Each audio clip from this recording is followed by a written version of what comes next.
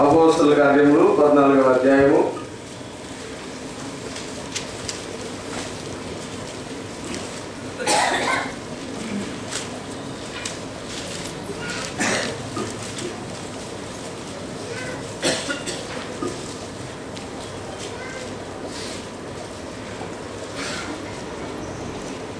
7వ వచనం నుంచి చదువుకుందాం. దుస్తులలో బలహీన పాదములు గల ఒకడుండెను. అతడు పుట్టినది మొదలుకొని కుంటివాడై ఎన్నడూ నడవలేక కూర్చుండి ఉండేవాడు. అతడు పౌలు మాట్లాడుట వినెను. పౌలు అతని వైపు తేరి చూచి స్వస్థత పొందుటకు అతనికి విశ్వాసం ఉండేనని గ్రహించి, నీ పాదములు మోపి సరిగా నిలువమని బిగ్గరగా చెప్పినప్పుడు అతడు గంతులు వేసి నడవసాగెను. జనసమూహములు పౌలు చేసిన దాన్ని చూచి లుకయోనియా భాషలో, దేవతలు మనుష్య రూపము తాల్చి మన యొద్దకు దిగి వచ్చి ఉన్నారని కేకలు వేసి, బర్నబాకు ద్విపది అనియు పౌలు ముఖ్య ప్రసంగి అయినందున అతనికి హెర్మే అనియు పేరు పెట్టింది. పట్టణములకు ఎదురుగా ఉన్న ద్విపది ఒక పూజారి ఎట్లను పూదండలను ద్వారముల ఎదురు తీసుకొని వచ్చి సమూహముతో కలిసి బలి అర్పింపవలనని ఉండెను. అపోస్తలులైన బర్నబాయు పౌలును ఈ సంగతి విని తమ వస్త్రములు చించుకొని సమూహంలోనికి జొరబడి, అయ్యలారా, మీరెందుకు ఇలాగూ చేయుచున్నారు? మేము కూడా మీ స్వభావం వంటి స్వభావం గల నరులమే. మీరు ఈ వ్యర్థమైన వాటిని విడిచిపెట్టి ఆకాశమును, భూమిని, సముద్రమును, వాటిలో ఉండు సమస్తమును సృజించిన జీవము గల దేవుని వైపు తిరగవలనని మీకు సువార్త ప్రకటించుచున్నాము. ఆయన గత కాలములలో సమస్త జనులను తమ తమ మార్గముల యందు నడవనిచ్చెను. ఆయనను ఆయన ఆకాశం నుండి మీకు వర్షములు, ఫలవంతమైన ఋతువులను దయచేయచ్చు, ఆహారం అనుగ్రహించుచు, ఉల్లాసముతో మీ హృదయములను నింపుచు, మేలు చేయుట చేత తన గూర్చి సాక్ష్యము లేకుండా చేయలేదని బిగ్గరగా చెప్పిరి. వారు ఇలాగూ చెప్పి తమకు బలి అర్పింపకుండా సమూహములను ఆపుట బహు ప్రయాసమాయను. దేవునికి స్తోత్రం. హల్లెలూయా. నేను ముఖ్యంగా ఒక మాట మీద ఫోకస్ చేయాలి. దేవుడు మనందరితో సూటిగా మాట్లాడుతున్న మాట 11-12 వచనాల్లో, జన సమూహములు పౌలు చేసిన దాన్ని చూచి లుకయోనియా భాషలో, దేవతలు మనుష్య రూపము దాల్చి మన యొద్దకు దిగి వచ్చి ఉన్నారని కేకలు వేసి, బర్నబాకు ద్విపది లేకపోతే పౌలుకు హెర్మే పేరు పెట్టేది వేరే విషయం. ఒక మాట, దేవతలు మనుష్య రూపము దాల్చి మన యొద్దకు దిగి వచ్చి ఉన్నారని కేకలు వేశారు.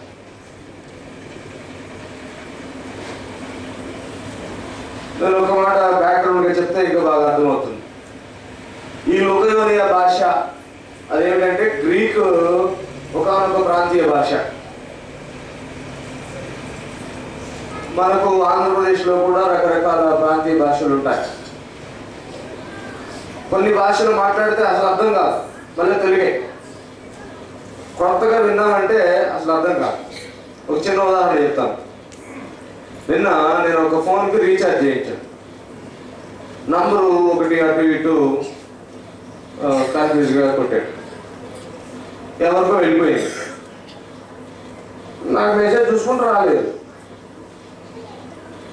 ఆ రీఛార్జ్ చేసిన అతన్ని ఇంకోసారి మెసేజ్ చూపించండి అంటే నంబర్ చూపించాడు. అది నాది కాదు, మీ పొరపాటు కదండి, నన్ను ఏం చేయమంటారంటే, సరే వాళ్ళకి ఫోన్ చేద్దామని ఫోన్ చేసి ఆయన అడుగుదాం చూద్దామని ఫోన్ చేశాను. ఎవరో ఒక ఆమె పెద్ద ఆవిడ ఎత్తింది ఫోన్, లిస్ట్ చేసి హలో అని అంతే. ఆ తర్వాత 10 నిమిషాలు ఏం మాట్లాడాలో నాకు తెలియదు. నేను ఒకటే చెప్తున్నాను, నేను రీఛార్జ్ చేశాను, మీకు వచ్చింది, మీకు ఎవరైనా తెలిసిన వాళ్ళు ఉంటే పక్కన మాట్లాడతానమ్మా అంటే, ఏం మాట్లాడుతుందో మళ్ళీ ఇంకొక 5 నిమిషాలు మాట్లాడి నాకు అర్థం కాలేదు. నేను తర్వాత ఒక మాట చెప్పాను, చాలా సంతోషం ఉన్నంత వరకు ఒక గొప్ప మానవ అతీత భాషతో మాట్లాడే వ్యక్తితో మాట్లాడాను. నువ్వు ఫోన్ పెట్టేయండి, నా రీఛార్జ్ వేస్ట్ అయింది, మీతో మాట్లాడే 15 నిమిషాలు మరీ వేస్ట్ అయింది అని ఉంటారు కొంతమంది. ఆ తర్వాత 2 రోజులకు ఆమె ఫోన్ నుంచే ఫోన్ వచ్చింది, వాళ్ళ కొడుకు చేశారు, ఎవరో చేశారంటే కదండి అని. నేనయ్యా ఆయన కొంచెం అర్థమయ్యారు తెలుగు మాట్లాడి. నాకు అప్పుడు అనిపించింది. అప్పుడు ఆయన అంటున్నాడు, మా భాషలో మాట్లాడితే మీకు అర్థం కాదులేండి, అలా ఉంటుంది భాష. నిజమే, అది ఒక రకమైన ప్రాంతీయ భాష. దానికి ఏం పేరు పెట్టాలి, తెలుగు అనాలా అని అంటే కొంచెం ఇబ్బందికరంగా ఉంటుంది అనమాట. సరే, ఏదేమైనా ఒక భాష, అది లుకయోనియా భాష. ఇక్కడ ఇది కూడా గ్రీక్ లాంటిదే, ఒక ప్రాంతీయ భాష. తెలుగు లాంటిదే కానీ ఒక ప్రాంతీయ భాష అన్నట్లు, గ్రీకు లాంటిదే ఒక ప్రాంతీయ భాష. వీళ్లకు రకరకాల నమ్మకాలు ఉన్నాయి. చాలా జాగ్రత్తగా రకరకాల నమ్మకాలు ఉన్నాయి. వీళ్ళ నమ్మకాల గురించి ఒక చిన్న వివరణ కూడా ఇచ్చారు ఇక్కడ. దాని గురించి కూడా మీకు కొంచెం తెలుసుకుంటే మంచిది. ద్యుపతి, హెర్మే అని ఇద్దరు పేర్లు రాయబడి ఉన్నాయి. ఈ ప్రజల యొక్క నమ్మకం ఏమిటంటే ఈ ద్యుపతి అనే వ్యక్తి దేవతలందరికీ, అంటే మనకున్నది ఒకే ఒక దేవుడు, సత్యదేవుడు, ఏకైక దేవుడు. కానీ వీరి నమ్మకం చెప్తున్నా, దేవతలందరికీ తండ్రి, అలాగే మనుషులకు కూడా తండ్రి ఆయనే అట. అతని పేరు జ్యూస్.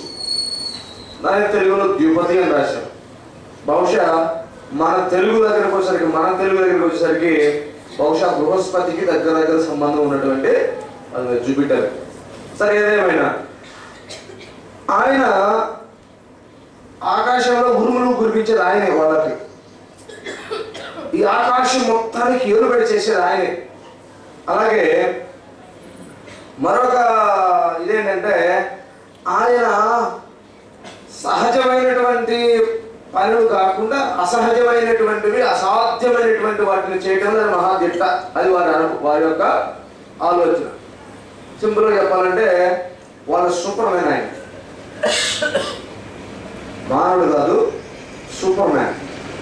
ఎందుకంటే మానవుడు లాగే కనిపిస్తాడు కానీ సూపర్ మ్యాన్ అన్నమాట.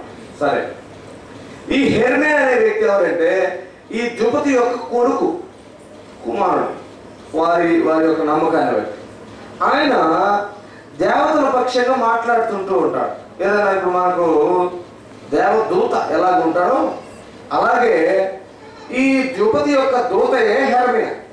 ఇతను మాట్లాడుతుంటాడు. ఇంకొకటి కూడా ఏంటంటే ప్రాణం పొయ్యమంటే ఈయన పోయి పోస్తాడు, తీయమంటే ఈయన పోయి తీస్తాడు. అది వాళ్ళ నమ్మకం. సరే, ఇది కొంచెం బ్యాక్గ్రౌండ్ మనకుంటే వాళ్ళతో ఎందుకు పోల్చారో మనకు అర్థమవుతుంది. ఇప్పుడు మనం కాంటెక్స్ట్ చూద్దాం. బర్నబాయు, పౌలు వీరు లుస్త్రాలో గుండా వెళ్తూ ఉన్నారు. లుస్త్రా అనబడినటువంటి ఒక ప్రదేశం, ఇస్త్రీ కాదు, లుస్త్రా.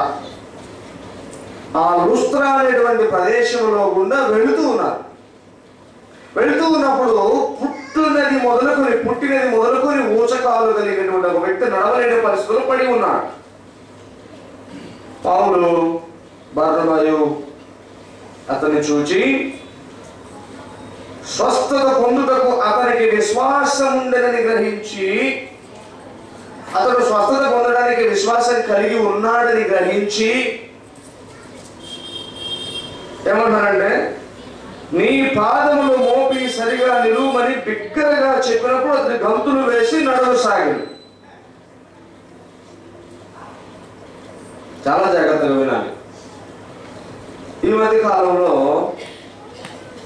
ఈ స్వస్థతల పరిచర్యలు విపరీతంగా విస్తరిస్తూ ఉంది. వాస్తవానికి ఈ స్వస్థత జరిగితేనే అది ఒక పరిచర్యగా, లేకపోతే కానట్లు అనుకునేటువంటి రోజులు కూడా ఇవి. దేవుని వాక్యం చాలా స్పష్టంగా సెలవిస్తూ ఉంది. స్వస్థతలు కంపల్సరీగా ఒక పర్స్పెక్టివ్తో మనం చూడాలి. ఎలాగనంటే, మళ్ళీ చెప్తున్నాను, ప్రపంచంలో ప్రస్తుతం అభివృద్ధి చెందినటువంటి సాంకేతిక పరిజ్ఞానంతో ఒక వ్యాధిని సంపూర్ణంగా నిర్మూలన చేయగలిగిన మందు ఇప్పటికి రాలేదు. నేను ధైర్యంగా చెప్తున్నాను. మరి ఎలాగా? వ్యాధి విస్తరించకుండా మందు వచ్చిందే తప్ప వ్యాధిని సమూలంగా తీసివేయడానికి ఏ మందు రాలేదు. వ్యాధి పెరగకుండా, వ్యాధి ఇంకా ముదరకుండా, వ్యాధి చేయి దాటిపోకుండా చేయడానికి మందులు వచ్చాయి. లోపల నుంచే రావాలి స్వస్థత, ఆ మనిషిలో నుంచే రావాలి స్వస్థత. ఆ వ్యాధి నిరోధక శక్తే పెరగాలి. అది ఎవరు ఇవ్వాలి? అది ప్రభు మాత్రమే ఇవ్వాలి. అది సహజంగా వస్తుంది తప్ప ఏ విధమైనటువంటి బాహ్య కారకాల వల్ల స్వస్థత రాదు. వ్యాధి వ్యాప్తి అరికట్టడానికి మందులు ఉన్నాయి, కానీ వ్యాధి లోపల నుంచి తగ్గుతూ రావడానికి ప్రభువే ఇవ్వాలి శక్తి. అది ఏ సాధారణ విశ్వాసి ప్రార్థించినా ఆ స్వస్థత అనుగ్రహించబడుతుంది. వెంటనే లేచి నిలబడి గొంతు లేదు అని చెప్పి అనుకోకండి. చాలా చాలా వివరాలు మనం చూస్తాం స్వస్థతలు జరిగినప్పుడు. ప్రభు చెప్పాడు, మీరు వెళ్ళండి, మీ యాజకుని కనబరుచుకోండి అన్నాడు. వారు వెళుతూ వెళుతూ వెళుతూ వెళుతూ ఉండగా స్వస్థతలు పొందారు. ఒక వ్యక్తికి కళ్ళు కనిపించట్లేదు, ఆయన తాకాడు, ఆయన కళ్ళు తెరుచుకున్నాయి. ఎట్లా ఉన్నాడు, ఏం కనిపిస్తుంది అంటే, నాకేంటో చెట్లు మనుషులు చెట్లుగా కనిపిస్తున్నట్లు అన్నాడు. మళ్ళీ తాకాడు, అప్పుడు స్పష్టంగా కనిపించింది. ఒకరి మీద ఒట్టి చేతులు అట్లా ఆంపి ప్రార్థన చేస్తే వెంటనే చూపు వచ్చేసింది.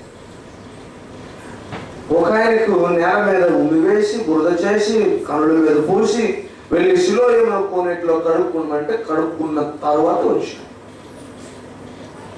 ఒకరు పిలిస్తే రాలేదు, ఆయన చచ్చిపోయిన తర్వాత ఎప్పుడో వచ్చాడు. ఒకరు అసలు పిలవలేదు, నైర్ అనే ఊరికి వెళ్తూ ఉంటే ఎదురొచ్చారు. ఎందుకో వారిని చూసి కనికరం కలిగింది, స్వస్థతగా కలిగించాలనుకున్నాడు. చనిపోయిన వ్యక్తి తట్టు లేపాడు. ఇలాగే జరగాలి స్వస్థత అని ఏ వ్యాధి, ఏ కష్టం, ఏ నష్టంతో వచ్చినా దైవ సేవకుడు చేతుల నుండి ప్రార్థించిన మరుక్షణమే మీకు ఆ పరిష్కారము వచ్చింది. అది మీరు చూడడానికి కొంచెం సమయం అటో ఇటో మీకు పట్టినా తప్పక మీకు పరిష్కారం కలుగుతుంది. ఎందుకంటే దేవుని వాక్యం సెలవిస్తుంది, ఆయన అధికారము తన బిడ్డలందరికీ ఇచ్చాడు. దయ్యముల మీద, రోగముల మీద, సమస్తము సమస్యల మీద ఆయన అధికారము ఇచ్చి ఉన్నాడు. రెండవది, నేను మళ్ళీ చెప్తున్నా, దయచేసి మరోలాగా తప్పుగా అనుకోకండి. ఇక్కడ సమయం వచ్చింది కనుక నా వ్యక్తిగత అభిప్రాయం చెప్తున్నాను. ఇక్కడ దేవుని వాక్యాన్ని పరిశోధన చేసిన తర్వాత నా వ్యక్తిగతంగా నేను తెలుసుకున్న ఒక విషయాన్ని, దీంతో మీరు ఏకీభవించవచ్చు, ఏకీభవించకపోవచ్చు. ఎవరికైనా బాగులేకపోతే సంఘ పెద్దలను పిలువరంపించి వారి మీద నూనె రాసి చేతులు నిలిపి ప్రార్థించినప్పుడు మనకి స్వస్థత కలుగుతుంది. దేవుని వాక్యం సెలవిస్తూ ఉంది. నూనె పట్టుకొని వచ్చేటప్పుడు నేను కూడా చాలా మంది ప్రార్థన చేశాను నూనె తీసుకొచ్చినప్పుడు, కానీ నేను చెప్పలేకపోయాను మూమెంట్. నూనె తీసుకొని వచ్చి ప్రార్థించినప్పుడు అంటే ఏ నూనె? నేను చాలా క్లియర్గా చెప్తున్నాను. కారణం ఏంటంటే ఒకరోజు చెప్పాలి దీని గురించి. ఏ నూనె? పారాచూట్ కొబ్బరి నూనె, అది పట్టుకొని వస్తాను. కొంతమంది ఈ మధ్య స్పెషల్గా ఫ్రై రాయాలని అదే నూనె ఏదో ఒకటి పెట్టి ఒక బాటిల్ తీసుకొస్తున్నా. ఏ నూనె? దేవుడు చెప్పాడా? నేను ఇక్కడ అందరికీ దయచేసి ఎవరు రాంగ్గా థింక్ చేయదు. బైబిల్లో ఉన్నటువంటి వాస్తవ సత్యాన్ని మనం తెలుసుకుందాం. ఏ నూనె? నూనె రాసి ప్రార్థించినప్పుడు తగ్గుతుందని అంటే ఏం చెప్పాడు వాస్తవానికి? ఈ నూనె ప్రార్థించినప్పుడు మనం కూడా అంటాం, సునాయాసం వచ్చేస్తుంది నోటికి మాట, ప్రభువా ఈ నూనెను నీ రక్తంగా మార్చు, ఔషధంగా మార్చు, సహాయం చేయి. నిజంగా నా ఆత్మ ఏకీభవిస్తే దేవుని ఆత్మతో కలిసి ఈ మాటను అనగలనా అనిపించే డౌట్స్ నాకు చాలాసార్లు వస్తాయి. కానీ నేను ఎవరైనా నూనె తీసుకుని వచ్చి ప్రార్థన చేయమన్నప్పుడు కొంచెం సేపు మనసులో ప్రార్థనలు క్షమించని వాళ్ళ కోసం ప్రార్థన చేసే సందర్భాలు ఉన్నాయి. కారణం ఏంటంటే ఈ ఒరిజినల్ కాంటెక్స్ట్ లో ఒలీవ నూనె ఔషధం. ఒలీవ నూనె ఔషధం. ప్రతి విధమైన నొప్పికి, ప్రతి సమస్యకి అది ఒక రకంగా చెప్పాలంటే సర్వరోగ నివారణగా భావించబడేటటువంటి ఒక ఔషధ నూనె. దానిని వాడి ప్రార్థన చేయమన్నా, దానిని వాడి ప్రార్థన చేయమన్నా. మీరు కావాలంటే బైబిల్ ఇంతకుముందు మనం చెప్పుకున్నాం, దానిని పరిశోధన చేసి పరిశోధన దృష్టితో చూస్తే మీకు ఈ విషయం అర్థమవుతుంది. మనము భారతదేశంలో లేకపోతే మరో విషయంలో జరుగుతున్న ఒక ఆచారాన్ని బైబిల్లో ఉన్నట్లుగా చూపించడానికి నూనె రాసి అనే మాటను పోల్చకూడదు అని నా అభిప్రాయం, వ్యక్తిగత అభిప్రాయం. కారణం ఏంటంటే ఆ నూనె దేవుని వాక్యంలో ఔషధపు నూనె. ఏ జబ్బుకు ఆ ఔషధము వాడి ప్రార్థన చేయమన్నాడు. మందుకు దేవుడు వ్యతిరేకం కాడు, దయచేసి ఎవరో ప్రార్థన చేసుకోవద్దు. మరి ఎందుకు ప్రార్థన చేయాలి? జబ్బుకు మెడిసిన్ వాడాలి, మరి ఎందుకు ప్రార్థన? ప్రభు చాలా స్పష్టంగా చదివిస్తున్నాడు, మానవుడిని ఆరాధన చేయక మునిపే 5 దినాలు మానవునికి ఏం కావాలో, వానికి ఏది అవసరమో వాటన్నిటిని సమకూర్చి పెట్టాడు దేవుడు. భూమిలో సమస్తము సౌలభ్యంగా ఉండుటకు చేశాడు. ఏదైనా బాధ కలిగిందా, భూమి నుంచి దాని మూలికల చేత స్వస్థత కూడా ఇచ్చాడు. ముందే దేవుడు కలుగు చేయకుండా ఏది కలగలేదు. దేనిని ఆయన ఉద్దేశరహితంగా చేయలేదు. ప్రతిదాన్ని దాని ఉద్దేశపూర్వకంగా దాని ప్రయోజనం కోసం చేశాడు దేవుడు. మరి మందుపడ్డంలో మనకు వచ్చిన నామోష ఏంటి? విశ్వాసానికి దేవుడు ఇచ్చినటువంటి మాటకు ఇంకొకటి కూడా, నాకు విశ్వాసం ఉన్నది నేను వాడనంటే దేవుడు నిన్ను చేశాడన్న విశ్వాసం కూడా నీలో లేదని అర్థం. దేవుడే నిన్ను చేశాడన్న విశ్వాసం నీకుంటే వాడు. ఎందుకు చెప్తున్నానంటే ఈ మధ్యకాలంలో ప్రతి వాళ్ళు ఒక విపరీతమైన స్టేట్మెంట్ లైక్ చేస్తున్నారు. ఏమిటంటే, డాక్టర్ దగ్గరికి వెళ్ళారు, ఇక బ్రతకడని చెప్పారు, హోప్స్ లేవు, మా దగ్గరికి వచ్చాడు, పిల్లవాళ్ళ వేసి గంతులు వేస్తున్నారు. ఇవిగో రిపోర్ట్స్.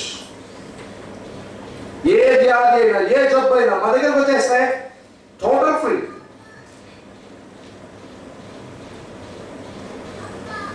చాలా విపరీతమైనటువంటి కాన్సెప్ట్స్ వచ్చేసాయి. మందులు వాడనక్కర్లేదు, అవసరమే లేదు, వాక్యం చెప్పేది కూడా అవసరం లేదు. జస్ట్ దేవుని దగ్గర అడుగుతాను, మీకు ఆయన సరఫరా చేస్తాడు. ఆయన ఒక పెద్ద క్యాబిన్ పెట్టుకొని ఉన్నాడు, అందులో అన్నీ ఉన్నాయి ఆయన దగ్గర. మేము అడిగిన వెంటనే ఆయన మా చేతికి అందిస్తాడు. అయ్యా, ఇతనికి కొత్త గుండె కావాలి, ఇచ్చేయి అంటే రెడీమేడ్గా ఇచ్చేస్తాడు ఆయన. ఇది తీసుకొచ్చి పెట్టేస్తాడు. ఇతనికి జాబ్ లేదు ప్రస్తుతానికి, అరేంజ్ చేయి, ఇమ్మీడియట్గా ఆయన ₹1,00,000 జాబ్ అరేంజ్ చేసి పెట్టుంటాడు. ఇదంతా కూడా జస్ట్ ఒకలాంటి వశీకరణం అన్నమాట. ఇది ఏదో ఒకలాగా మనుషులను దేవుని వాక్యం సెలవిస్తుంది. నూనె రాసి ప్రార్థన చేయి, మందు వాడి ప్రార్థన చేయి. ఇచ్చిన దాన్ని ఎందుకు నిరుపయోగంగా పెట్టుకుంటావు? దేవుడు ఎందుకు ఇచ్చాడు? ఈ మూలికల దేవుడు ఇవ్వలేదా? ఎందుకు ఇచ్చాడు? ఉద్దేశం అయితే అలాంటప్పుడు నీళ్ళు కూడా తాగద్దు, అన్నం కూడా తినద్దు. విశ్వాసం ఉన్న వాళ్ళందరూ ఈ పని చేయండి. మందులు ఆడకుండా జబ్బు తగ్గిపోయేటప్పుడు బట్టలు ఆడకుండా కనిపించినట్టు చేసుకోవచ్చు హ్యాపీగా. ఎందుకు? చందనాకు, బొమ్మనాకు, కళాంజలికి, చర్మాస్కు విడిగిపోవడం. నేను కొంచెం రాడికల్గానే మాట్లాడుతున్నాను ఇప్పుడు, బాధ చేస్తా ఉంది నాకు. నీళ్ళు తాగద్దు అసలు. దేవుడు ఇచ్చిన ప్రార్థన చేసుకో, జస్ట్ నూనె ప్రార్థన చేసుకుని ఒక చుక్క నోట్లు వేసుకో. 30 రోజుల పాటు ఊరుతూ ఉంటుంది నోట్లో. అన్నం ఒక ముద్ద తినండి. చెప్పాడు కదా, ఏలియా పోయాడు, ఆ నూనె ఆ గిన్నెలో పిండి తరుగులు పోలేదు, వస్తూనే ఉంది. ఒక్క ముద్ద కడుపులో వేసుకుంటే చాలు, 6 నెలల పాటు ఆకలి లేకుండా ఉంటుంది. ఇవంతా కూడా వితండవాదం. దయచేసి ఎవరు అలాంటి పోకడకు అలవాటు పడదు. ముఖ్యంగా ప్రైజ్ ది లార్డ్ ఫెలోషిప్ సహవాసంలో ఉన్న మీరు వాక్యం ఎరిగిన వారని నా యోచన, నా విశ్వాసం. వాక్యము చెప్తున్నదని చెప్పినట్లుగా స్వీకరించే మనసు మీకుందని నా ప్రగాఢ విశ్వాసం. ఇలాగా మాయలు మంత్రాల వైపుకు వెళ్ళదు. దయచేసి దేవుని శక్తిని రుజువుపరిచే వారి యొక్క లక్షణం ఏమిటంటే దేవుని వాక్యమును ఆధారం చేసుకుంటారు అంతే. దేవుని వాక్యాధారిత శక్తి కనబడుతుంది అంతే. ఇక్కడ దేవుని సంఘంలో మనం ఈరోజు చూస్తున్నాం 300గా ఉపవాస ప్రార్థనలు మనకు జరిగాయి. 100,000 ఆశ్చర్య కార్యములు జరిగాయి. ఈరోజు మనము అనేకమైన ఇప్పుడు ఇక్కడ ఉన్నటువంటి ప్రతి ఒక్కరు లేచి నిలబడి చెప్తే ఒక్కొక్కరు ఒక్కొక్క భయానకమైన సాక్ష్యం చెప్తారు. ఈరోజు దేవుని దాసులు చెప్పారు, ఎస్ ఈ సందర్భంతో మరొకటి అయితే బయటపడలేకపోవచ్చు. దేవుని శక్తి వలన మేము 100కు 150% బయటపడ్డాం అని చెప్తున్నా. అద్భుతం కాదా? ఎలా జరిగింది? ఫోకస్ చేసుకోవడం మొదలు పెడితే అంతా ఫోకస్ బోగస్ గా మారుతుంది. జాగ్రత్త.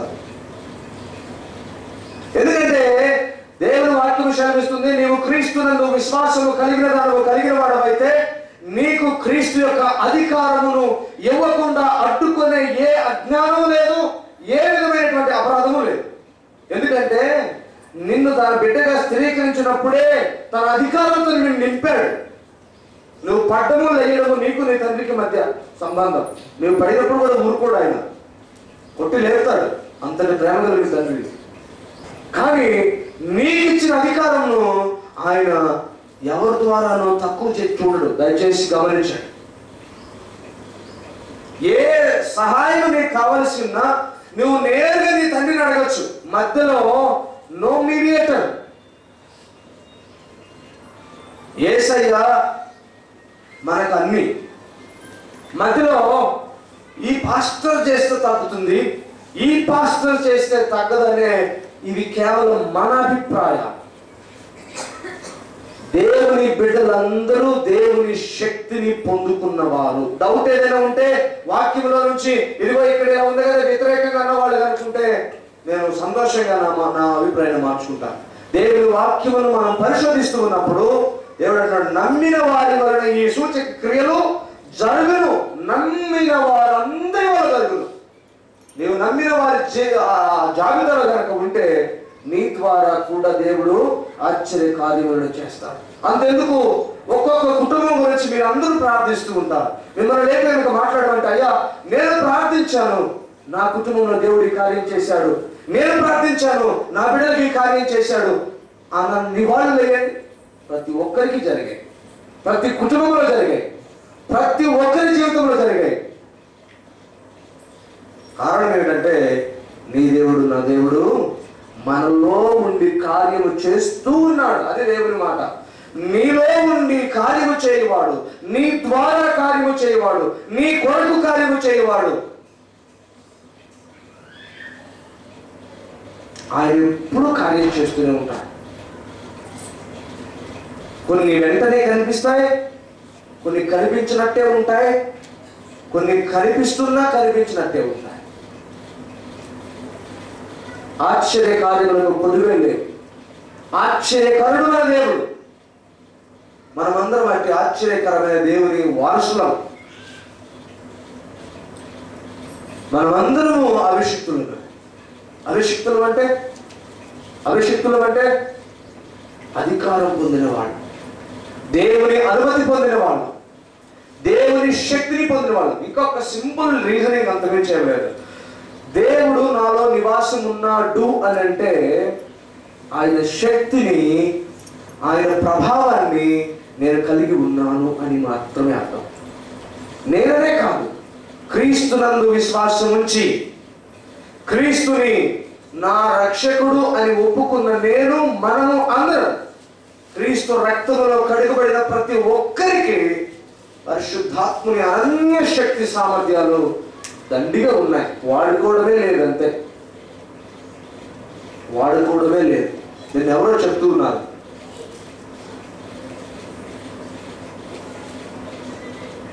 ఒక చిన్న పిల్లవాడు ఏదో ప్రయాణం చేస్తూ ఉంటే లేదా ఆట ఆడుతుంటే, ఏమాట అది, కళ్ళకు గంతలు కట్టి చుట్టూ ఉంటాడు. వాళ్ళని ఎవరైనా పట్టుకోవాలి.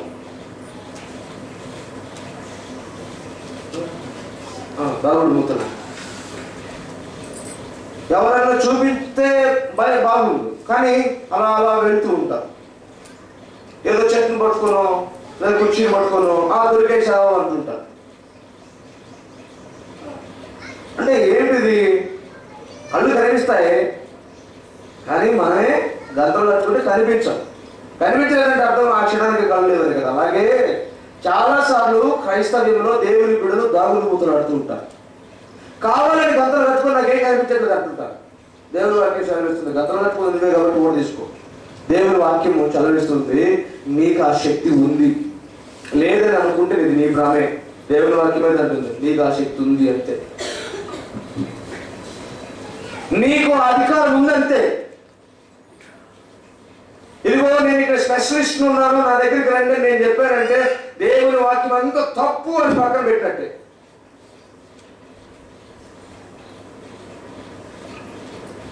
ఈ మధ్య కాలంలో ఇది పెద్ద ట్రెండ్.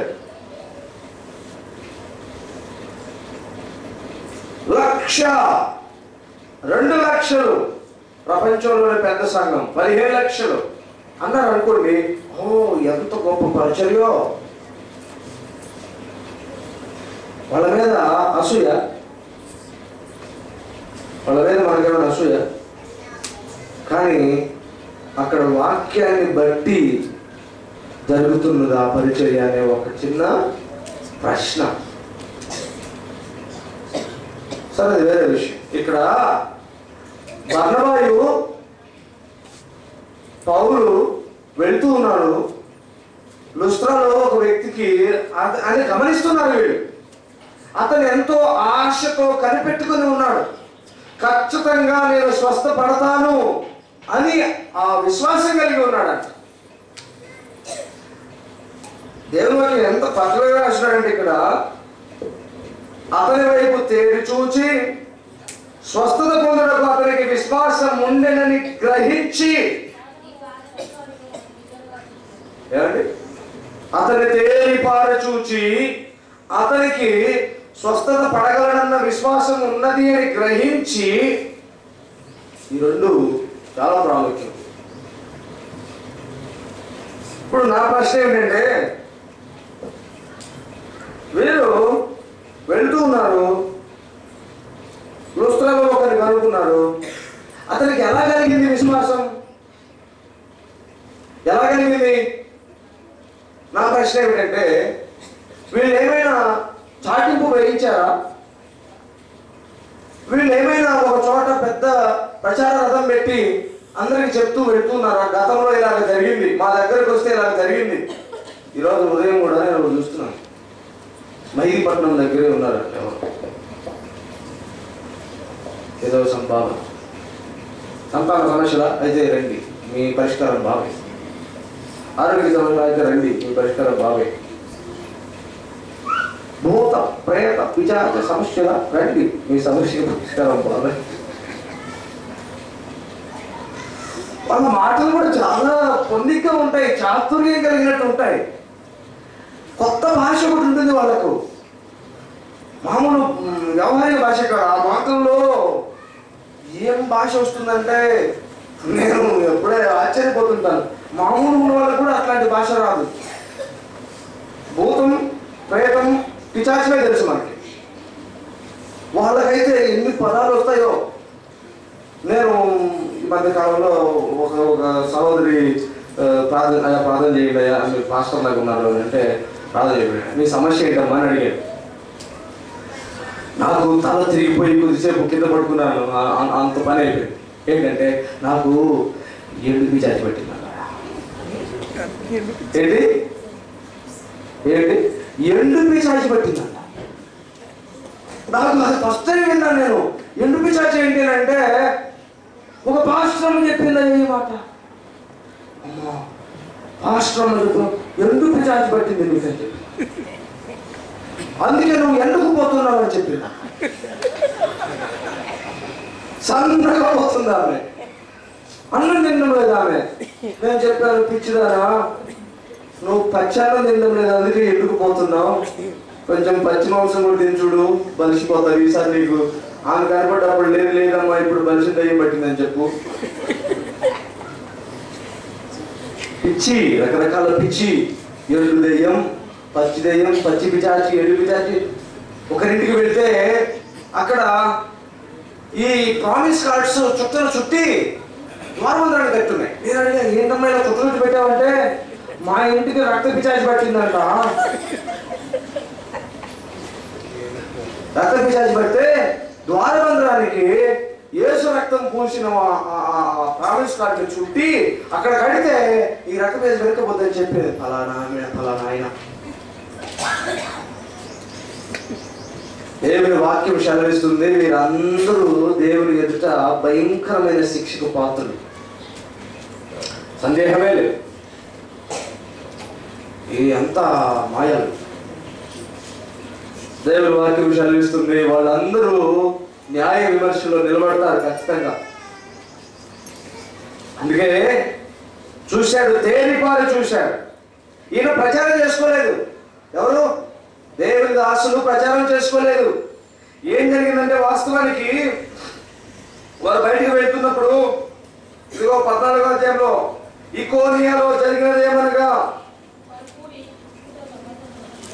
5వ వచనం, మరియు అన్యులను యూదులను తమ అధికారులతో కలిసి వారి మీద పడి అవమానపరిచి రాళ్ళు రూవి చంపాలని ఉండిరి. సంగతి తెలుసుకొని లుకయోనియలోని పట్టణములైన లుస్త్రకును దెర్బేకును చుట్టుపక్కల ఉన్న ప్రదేశములకును పారిపోయి అక్కడ సువార్త ప్రకటించుచుండేది. చాలా జాగ్రత్తగా ఉంది. వాళ్ళు పట్టుకొని కొట్టి చంపేయాలనుకుంటున్న వాళ్ళ మధ్యలో నుండి రహస్యంగా వస్తూ ఉన్నారు. వీళ్ళెక్కడా ప్రచారం చేయలేదు, ఎక్కడ లేదు ప్రచారం. కానీ వాళ్ళు రహస్యంగా వెళ్తూ ఉంటే అక్కడ స్వార్థ ప్రకటిస్తూ ఉన్నారు. సువార్త ప్రకటిస్తూ ఉన్నప్పుడు వాళ్ళు చాలా అభిప్రాయాలు కూడా చూశారు. యూదులు అన్యులు వీళ్ళు కొట్టి చంపాలనుకుంటున్నారు. బహుశా ఈ వ్యక్తి ఆ మాటలు విని ఉంటాడని నా ప్రగాఢ విశ్వాసం. ఏమని? వీరు ఒక స్వార్థను ప్రకటిస్తున్నారు, ఈ మాట ప్రకటించొద్దని వారు రాళ్లతో కొడుతున్నారు అంటే ఈ మాట ఏంటో తెలుసుకోవాలి. ఏమిటి ఆ మాట? వీరి మాట ఒకటే, భూమికిని ఆకాశమునకును అందున్న సమస్తమునకును సృష్టికర్త అయిన దేవుడు ఒక్కడే, ఆ ఒక్కడే సృష్టికర్త అయిన వాడు సత్యదేవుడు, నిజదేవుడు. ఆయన ఎలా వచ్చాడంట? మానవ శరీరధారి అయి యేసుక్రీస్తుకై లోకానికి వచ్చాడు అని చెప్పడమే వారి స్వార్థ. ఆయన ద్వారానే రక్షణ, ఆయన చెప్పిన మాదిరిని పాటించుట ద్వారానే రక్షణ. ఇంకొక మాట కూడా, నెక్స్ట్ వీక్ వీలైతే నేరమైనడు నేను ఇప్పుడు పోటీ పెట్టుకుంటాను. 2:28 నేను ముగిస్తాను. చాలా జాగ్రత్తగా 2:28 ముగిస్తాను. ఇప్పుడు ఈ వ్యక్తి ఏమైనా మాట్లాడుకున్నామా? వచ్చే వారం వీలైతే క్రిస్టియన్కు ఉండాల్సిన నేరో మైండ్ గురించి నేను మాట్లాడాలంట. ఇదేంటి నేరో మైండ్? నిజమే, యేసయ్య చెప్పాడు, నేనే మార్గమును, నేనే సత్యమును, నేనే జీవమును, ఇంకా వేరేలే. మనం అంటాం ఇదే కరెక్ట్ అంటే ఎంత నేరం మైండ్ తెలుసా అంటాం. ఎవరైనా ఇదే సత్యం అని అన్నారు అనుకోండి, అవగాహన లేక నేరో మైండ్ అంట. వాస్తవానికి the narrow mind of Christianity is a heavily broad mind. ఎందుకంటే దేవుడు ఇచ్చినటువంటి బ్రాడ్ మైండ్ ఏంటంటే ఆ నేరో మైండ్ యాక్సెప్ట్ చేయడమే. యేసయ్య చెప్పాడు, నేనే మార్గం, అంతే. ఇరుకు మార్గమున ప్రవేశించాలి. అది ఏ మార్గం? అది ఇరుకు మార్గం. అది వాస్తవానికి లిటరల్ గా కూడా నేరో మార్గం. అది ఇది ఒక్కటే మార్గం. చాలాసార్లు ఏదేదో చేయాలని చూస్తాం, యేసు మాత్రమే మార్గం. యేసును చెబుతూ ఉన్నప్పుడు, యేసును గురించి ప్రకటిస్తూ ఉన్నప్పుడు, యేసులో ఉన్న సత్యాన్ని చెబుతూ ఉన్నప్పుడు, వారు స్వార్థ ప్రకటించుతూ ఉన్నప్పుడు ఈ వ్యక్తి ఆ మాటలు, ఆ స్వార్థ విని ఏ మాటను బట్టి వీరు రాళ్లతో కొట్టబడుతున్నప్పటికీ చెబుతూ ఉన్నాడు. ఆ సత్యవార్తను విని విశ్వసించి హృదయంలో నమ్మిక కలిగి ఉన్నాడు. ఆ వ్యక్తిని కనుగొని నీకు విశ్వాసం ఉంది గనుక విశ్వాసమును బట్టి స్వస్థత పొందమన్నప్పుడు లేచి నిలబడుతున్నాడు. స్వస్థత పొందేటప్పుడు ముందు ఖచ్చితంగా ఈ స్వస్థతకు కారణమైనటువంటి నాకు ఆ స్వస్థత ఇవ్వగలిగినటువంటి దేవుని మీద అవగాహన కూడా ఉండడం మనం ఇక్కడ చూస్తూ ఉన్నాం. ఈ మధ్య కాలంలో నేను వింటున్నాను, దేవుని వాక్యంలో ప్రభురాత్రి భోజన కార్యక్రమం ఎంత యోగ్యంగా పుచ్చుకోవడానికి ప్రయత్నం చేస్తాం. ఇదేమిటంటే ఇప్పుడు ఈ యోగ్యత అనేది హద్దులు దాటిపోయింది. మీ భర్తలు ఇంట్లో తాగుబోతులుగా ఉన్నారా? అలాగైతే ఈ రొట్టె తీసుకుపోయివ్వండి, ఇది తింటే ఇంక రేపటి నుంచి తాగిపోవడం మానేస్తాం. మీ భార్య మీ మాట వినట్లేదా? చర్చి కూడా రాని వాటికి పంపుతున్నట్లయితే ఈ రొట్టె తీసుకుపోయేవాడు రేపటి నుంచి మీరు వచ్చేస్తారు. మీ పిల్లలు గాలి తిరుగుతున్నారా? ఓ నో ప్రాబ్లం, మా దగ్గర మంచి మెడిసిన్ ఉంది, రొట్టె ఇది ఇస్తాం, తీసుకుని పట్టుకెళ్ళేవాడే ఎల్లుండి నుంచి మళ్ళీ వాళ్ళు మీ మాట వింటారు. మీ పరిష్కారాలన్నింటికి ఏకైక పరిష్కారం రొట్టె తుంచి చేయడం. ఎవరైనా రాలేదు, ఇంటి దగ్గర ఉన్నారు, ఆయా మా నాన్నకు అర్జెంట్ పని ఉంది రాలేదు, ఓ నో ప్రాబ్లం, ప్రసాదం ఇస్తాను పట్టుకుపోండి. నేను కొంచెం వ్యంగ్యంగా మాట్లాడితే కొంతమందికి చురుకు పుట్టొచ్చు, కానీ దేవుని పవిత్రమైన ప్రతిష్ఠితమైన ఇట్టి గంభీరమైనటువంటి విషయాన్ని అలా అలా అలా ఎలా పడితే అలా చేస్తే బలహీనులను రోగులను చివరికి నిద్రపోతారనే వాక్యం అంటే ఆయన మాట లెక్క చేసేది ఏంటి అన్నట్లు జరిగే కొన్ని ప్రయత్నాలు చూస్తున్నాం. తండోపతండాలు, ప్రజలు తండోపతండాలు పెడతాం. మంచిది, అటువంటి వారికి దేవుడే వారికి ఇచ్చాడు అనుకుంటా బహుశా ప్రత్యక్షత. వారు చెప్పేది కూడా అదే, దేవుడు మాకు కళ్ళు తెరిచాడు, ఇంతకుముందు అంత తప్పు అనుకున్నాం కానీ ఇప్పుడు మేము చేసేది కరెక్ట్ అనే కొత్త ప్రత్యక్షతను ఇస్తున్నాడు దేవుడు వాళ్ళకి. సరే ఏదేమైనా దేవుడు అటువంటి వారు ఆ వాక్యమును విని ఆ వాక్యములో ప్రకటించబడుతున్న రక్షకుణ్ణి ఎరిగి ఆ రక్షకుణ్ణి హృదయపూర్వకంగా స్వీకరించే విశ్వాసం ఉంది. సింపుల్ గా చెప్పాలంటే అతడిలో విశ్వాసం ఉన్నదని ఎరిగి అంటున్నాడంటే వాడు ఆల్రెడీ ఇప్పుడు విశ్వాసి. విశ్వాసం కలవాడు ఎవడు? విశ్వాసి. ఇప్పుడు ఆ వ్యక్తి విశ్వాసి. ఇంకా చెప్పాలంటే అతని ఆత్మ రక్షించబడడానికి ఏం కావాలో అది అతని దగ్గర ఉంది. ఇప్పుడు శారీరక స్వస్థత పెద్ద విషయం కాదు, అతనిలో విశ్వాసం ఉన్నది. ఆ విశ్వాసం ద్వారా అతని ఆత్మ రక్షించబడగలదు. మరి ఇప్పుడు శారీరక స్వస్థత ఒక అడ్డ. అప్పుడు అంటున్నాడు నువ్వు లేచి నిలబడమన్నాడు. ఓకే, మన పాఠం ఏంటంటే ఇప్పుడు వెంటనే అతను లేచి నిలబడ్డాడట. అక్కడ ఉన్న వాళ్ళందరూ మనుష్యుని రూపంలో దేవతలు దిగి వచ్చారని కేకలు వేశారు. ఇప్పుడు మెయిన్ పాయింట్ ఏంటంటే ఈ దినపు ప్రసంగపు ముఖ్య పాఠం ఏంటంటే మనమందరము మనుష్య రూపంలో ఉన్న దేవుళ్ళుగా ఉండాలంట. వాళ్ళతో తప్పుగా అర్థం చేసుకున్నారు, కానీ వాస్తవానికి ప్రభు కోరుకున్నది అదే. ప్రభు కోరుకున్నది ఏంటి? మనమందరము మనుష్య రూపంలో ఉన్న క్రీస్తులుగా ఉండాలి. అందుకే పౌలు నేరుగా చెప్తున్నాడు, నేను సిలువ వేయబడి ఉన్నాను, జీవించున్నది నేను కాదు, నాలో ఉన్న క్రీస్తు. పైకి పౌలు కనిపిస్తున్నాడు కానీ లోపల ఎవరున్నారు? క్రీస్తు ఉన్నాడు. మనం 2వ కొరింథీ 3:18 చూస్తే ఆ ఆత్మ మనలో ఉండే దినదినము మన ఆయన పోలికగా మార్చుతున్నాడు. ఎఫెసీయులకు రాసిన పత్రిక 4:12 చూస్తే క్రీస్తునకు కలిగిన సంపూర్ణతకు సమానమైన సంపూర్ణత కలిగే వారముటకు ప్రభువులాగా నియమించెను. ఫిలిప్పీయులకు రాసిన పత్రిక 3:21 చూస్తే క్రీస్తు యొక్క మహిమ శరీరమునకు సమరూపము కలిగిన దానిగా ఈ దీన శరీరమును మార్చడానికి ప్రభు సిద్ధంగా ఉన్నాడు. వెరసి దేవుని వాక్యం అంటే మనం అందరము దేవుని బిడలముగా దేవతలను పడిన వారు. వాస్తవానికి ఇంకా చెప్పాలంటే మీరు దైవములని చెప్పినది ధర్మశాస్త్రం అని ప్రభువే ఉటంకించాడు. యోహాను సువార్త 10:35 నుంచి మనం గమనిస్తే 35-37 వచనాల వరకు అదే కీర్తన భాగంలో ఆ కీర్తన రాయబడినది 82వ కీర్తన 6వ వచనం మీరు దైవములని. సింపుల్ గా చెప్పాలంటే దీని మీనింగ్ ఏంటంటే వాళ్ళు తప్పుగా అర్థం చేసుకున్నారు. అయ్యో ద్యుపతి హెర్మియాలు వచ్చారన్నారు, కానీ వాస్తవానికి క్రీస్తు వచ్చాడు అని మనం చూసి తెలుసుకోవాలి. ఇదిగో క్రీస్తు వచ్చాడు అని మనల్ని చూసి తెలుసుకోవాలి. మన రూపం పైకి ఒకలాగా మనలో ఎవరు ఉండాలి? క్రీస్తు. మన మాట, మన తలంపు, మన జీవితం, మనం ప్రకటించే మాట, మనం నడుచుకునే బాట, మన జీవితంలో ఈక్కిన ఆ దేవుని తలంపును చూసి మనుష్య రూపంలో ఉన్న దేవుళ్ళు అనబడాలి. ఇక్కడ మనుష్య రూపంలో ఉన్న క్రీస్తు అనాలి. దేవుడే ఈమెలాగా వచ్చాడు, దేవుడే ఈయనలాగా వచ్చాడు అన్నంతగా మనం ఉండాలి. మనల్ని చూసినప్పుడు ఆ క్రీస్తు ఇలాగుండేవాడేమో, ఇలాగుంటాడేమో, ఇలాగే ఉంటాడు అనేటట్లు మనం జీవించాలి.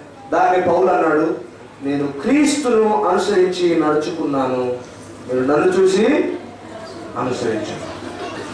నేను క్రీస్తులాగా ఉన్నాను. ఇది సవాలు మనందరికీ. మరి నేను క్రీస్తులాగా నడుచుకుంటున్నాను? నువ్వు క్రీస్తులాగా నడుచుకుంటున్నావా? నిన్ను నన్ను చూసినప్పుడు లోకం ఇదిగో ఈ రూపంలో ఉన్న క్రీస్తు నేను చూస్తున్నాను అనగలరా? మనల్ని చూసి ఇదిగో క్రీస్తు ఇలాగే ఉంటాడు, ఆయన స్వభావం ఎలా ఉంటుంది, ఆయన మాట ఎలా ఉంటుంది, ఆయన నడవడి ఎలా ఉంటుంది అని మనల్ని చూసి అనగలరా? అనలేకపోతే మన జీవితం ఎలా ఉందో ఒకసారి మనం పరీక్షించుకోవాలి. పౌలు, బర్నబా అలాగా ఉన్నారు. వారు తప్పుగా అర్థం చేసుకున్నారు, కానీ వారు ఉన్నది కరెక్టే. దేవుడు చేసినట్టుగా చేస్తున్నారు. వాళ్ళు దేవుని స్వభావం వారిలో కనిపించింది, దేవుని శక్తి వారిలో కనిపించింది, దేవుని జ్ఞానం వారిలో కనిపించింది. అందుకే వారు దేవుడు అనుకుని ఉండలేకపోయారు. వాస్తవానికి మనందరం ఉన్నది ఒక మాదిరి. మనల్ని చూస్తే మనలో దేవుని శక్తి కనిపిస్తుందా? మనల్ని చూస్తే దేవుని జ్ఞానం మనలో కనిపిస్తుందా? మనల్ని చూస్తే దేవుని తలంపులు మనలో కనిపిస్తున్నాయా? దేవుని ప్రేమ మనలో కనిపిస్తూ ఉందా? దేవుని సానుభూతి మనలో కనిపిస్తుందా? దేవుని కనికరం మనలో కనిపిస్తుందా? నిజమే, పౌలు బర్నబాకి చాలా ప్రాబ్లమ్స్ ఉన్నాయి. శారీరకంగా వాళ్ళకి సమస్యలు ఉన్నాయి, మానసికమైన సమస్యలు కూడా ఉన్నాయి, ఎన్నో ఇబ్బందులు పడుతున్నారు. కానీ మనిషి రూపంలో దేవుడిగా పిలువబడుతున్నారు. మనకు కూడా ఉండొచ్చు రకరకాల problems, financial, physical, spiritual, social, individual, mental, economical, what not. A problem అయినా ఉండొచ్చు. అన్నిటికీ మించి క్రీస్తు మనలో ఉన్నట్లుగా చూపించాల్సిన బాధ్యత మాత్రం మనం లేదు అనడానికి వీలేదు. మనమందరము మరో రూపంలో ఉన్న క్రీస్తులుగా కనిపించాలి లోకానికి. ఈ లోకానికి క్రీస్తుని చూపించాలి. పౌలు బర్నబాలు దేవుణ్ణి చూపిస్తున్నారు అక్కడ. అప్పుడు చెప్పాడు, అయ్యా మీరు అనుకుంటున్నట్లు మేము ద్రుపదులమో లేకపోతే హెర్మేలమో కాదు, కానీ ఆ సర్వోన్నతుడు, సర్వశక్తివంతుడు, సత్యదేవుడి యొక్క ప్రతినిధులం. ఆయన శక్తిని మేము కనబరిచాం, అంతే తప్ప మేము కూడా మనుషులమే అని చెప్తూ ఉన్నాం. నిజమే, మనం నరులమే, కానీ దేవుని శక్తికి ప్రదర్శనలంగా ఉండాలి. మనం నరులమే, కానీ దేవుని యొక్క పవిత్రతకు రూపం కావాలి. అందుచేత దేవుని వాక్యం సెలవిస్తుంది, మన జీవితం క్రీస్తును కనబరుస్తుందా?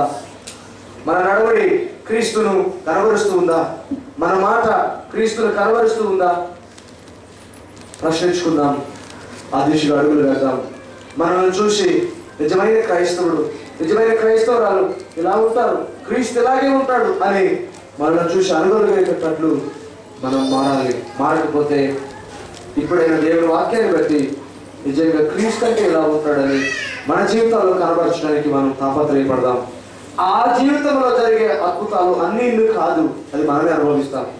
కనుక అట్టి పరిపూర్ణత దిశకు, క్రీస్తుకు కలిగిన సంపూర్ణతకు సమానమైన సంపూర్ణత కలవారమగుటకు మనం సాగిపోదాం.